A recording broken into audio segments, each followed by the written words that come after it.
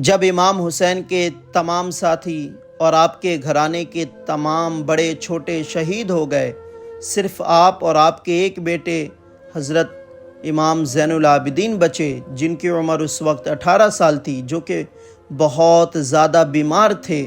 وہ اسی حالت میں کانپتے ہانپتے لڑائی کے میدان میں پہنچ گئے۔ یہ دیکھ کر امام حسین انہیں کھینچ کر خیمے میں لے آئے اور کہا کہ اللہ اللہ، اے بیٹے، کیا اولاد رسول دنیا سے ختم ہو جائے گی؟ اے میری آنکھوں کے نور، میں اللہ تعالیٰ سے امید رکھتا ہوں کہ وہ پاک ذات میری نسل قیامت تک جاری رکھے گا اور وہ تمہارے ذریعے ہوگا۔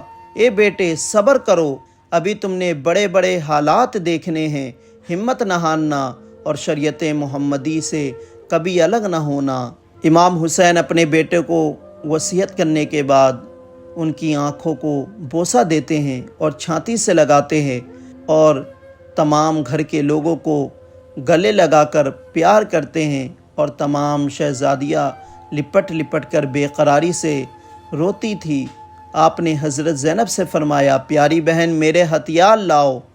آپ نے لڑائی کے ہتھیار اپنے بدن پر لگائے اور تلوار ذوالفقار ہاتھ میں لی اور دلدل گھوڑے پر سوار ہوئے اور میدان جنگ کی طرف رخ کیا تو سب شہزادیاں بے قرار ہو کر کہنے لگی کہ آپ اس خوفناک جنگل اور دشمنوں کی فوج میں ہم کو کس کے بھروسے چھوڑ کر جا رہے ہیں؟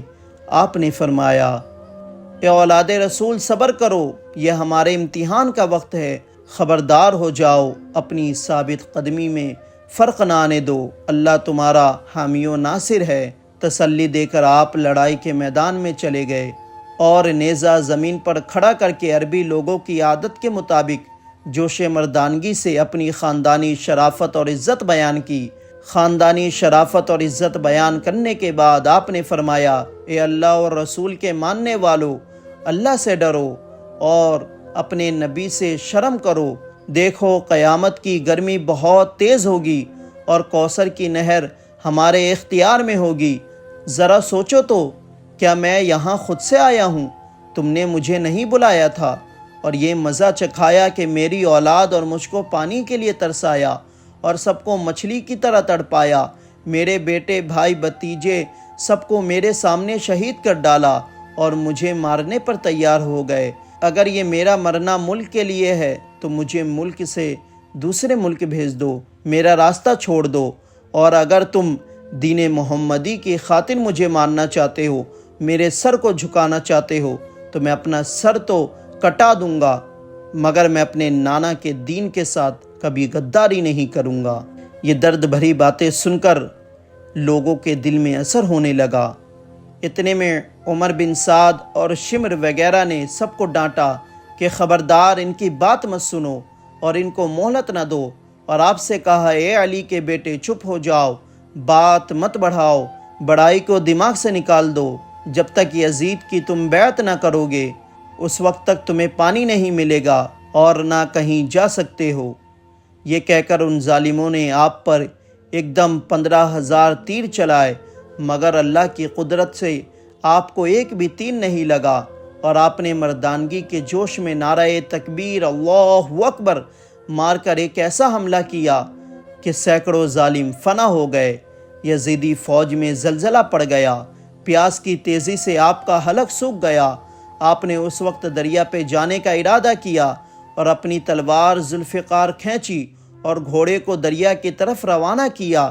اللہ اکبر، کیا شان ہے صاحب ذوالفقار کی کہ 20,000 کے لشکر کو چیرتے کاٹتے دریا پر پہنچ گئے، اور کیا کمال رکھتا ہے آپ کا گھوڑا دلدل کہ بجلی کی طرح تیز رفتار ہے۔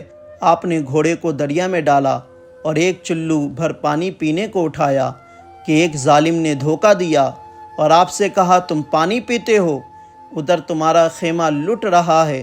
یہ خبر سن کر آپ گھبرا گئے۔ آپ نے پانی گرا دیا اور ایک دم دشمن کو مارتے کاٹتے خیمے میں آئے۔ معلوم ہوا کہ دشمن نے دھوکہ دیا تھا۔ اللہ اکبر، اے اللہ، تیری قدرت کے کمال، تقدیر میں یہی لکھا تھا کہ دنیا کے پانی سے شہزادہ کونین حضرت امام حسین کا روزہ نہ کھلے۔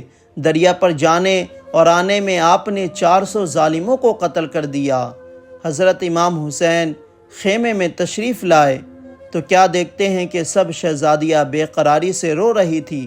آپ نے سب کو گلے سے لگایا اور فرمایا، اے اولاد رسول، بس یہ آخری دیدار ہے، تم کو اللہ کے سپرد کرتا ہوں۔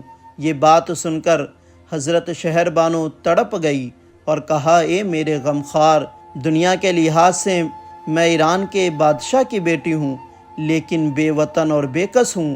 آپ کی بیٹیاں اور بہنیں تو اولاد رسول ہیں، ممکن ہے کہ وہ لوگ ان کی عزت کا لحاظ کریں گے، مگر میرا لحاظ کون کرے گا؟ اس وقت آپ نے آسمان کی طرف دیکھا اور آنکھوں میں آنسو بھر کر فرمایا، خداوند کریم، تو میری عزت کی حفاظت کر۔ پھر حضرت شہر بانو سے فرمایا، تم یہ غم نہ کرو، میں اللہ تعالیٰ کے دین کی حفاظت میں جان دے رہا ہوں، وہی تمہاری حفاظت کرے گا۔ یہ فرما کر آپ پھر میدان میں آئے۔ ابن سعد اور شمر وغیرہ فوجی افسروں نے اپنی فوج کو حکم دیا کہ اے فوجیوں، ہمت کرو اور ہر طرف سے گھیر لو اور جھگڑا ختم کرو۔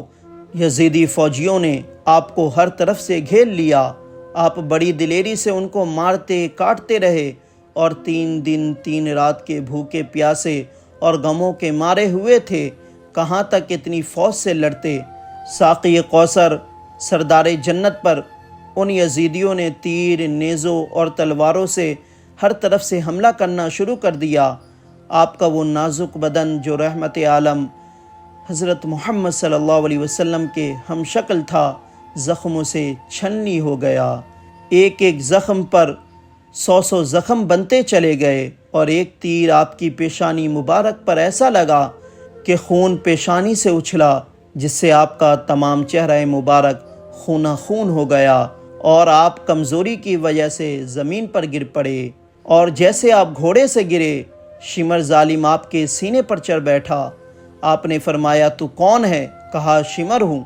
آپ نے اس کے 2 دانت لبوں سے باہر نکال دیے اور کوڑ کے داغ اس کے ناپاک سینے پر دیکھا تو امام علی مقام نے فرمایا، میرے نانا نے سچ ارشاد فرمایا تھا کہ بیٹے حسین، تیرا قاتل کوڑی کتا ہوگا، بس وہ کوڑ کتا تو ہی ہے۔ اے شمر، میرے نانا صلی اللہ علیہ وسلم میری داہنی طرف کھڑے ہیں اور حضرت یحییٰ علیہ السلام بائیں طرف کھڑے ہیں اور تم پر افسوس کر رہے ہیں۔ اے شمر، میں نے ظہر کی نماز کا وقت پایا، ذرا چھاتی سے اتر جا اور آخری نماز پڑھ لینے دے۔ شمر ظالم آپ کے سینے پاک سے ہٹا۔ آپ نے ظہر کے فرضوں کی نیت باندھی اور جب آپ نے سجدہ کے لیے سر مبارک جھکایا تو شمر ظالم نے سر مبارک کو جدا کر دیا۔ اللہ اکبر! شہزادہ کونین حضرت امام حسین اللہ سے کس قدر محبت کرتے تھے، کس قدر اللہ سے عشق کرتے تھے، اور کس قدر نماز کا شوق تھا کہ زخموں سے چور ہیں، مگر نماز پڑھتے ہوئے سجدے کی حالت میں آپ کی روح جنت الفردوس کی طرف چلی گئی۔ انا للہ و انا الیہ راجعون۔ اس طرح امام حسین شہید ہو گئے۔